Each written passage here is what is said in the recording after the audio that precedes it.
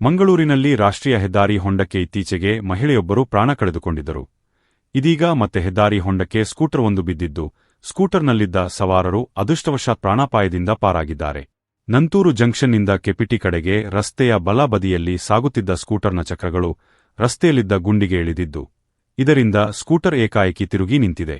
ಹಿಂದೆ ಯಾವುದೇ ವಾಹನಗಳು ಇಲ್ಲದಿದ್ದ ಕಾರಣ ಅದರಲ್ಲಿದ್ದವರು ಅಪಾಯದಿಂದ ಪಾರಾಗಿದ್ದಾರೆ. ಜತೆಗೆ ಸವಾರನು ಚಾಕಚಕ್ಯತೆಯಿಂದ ಸ್ಕೂಟರ್ ರಸ್ತೆಗೆ ಬೀಳದಂತೆ ತಡೆದು ನಿಲ್ಲಿಸಿದ್ದಾರೆ. ಸ್ಕೂಟರ್ನ ಹಿಂದೆ ಮಹಿಳೆಯೊಬ್ಬರು ಕುಳಿತಿದ್ದರು. ಈ ದೃಶ್ಯ ಕಾರೊಂದರ ಡ್ಯಾಶ್ ಕ್ಯಾಮೆರಾದಲ್ಲಿ ಸೆರೆಯಾಗಿದೆ.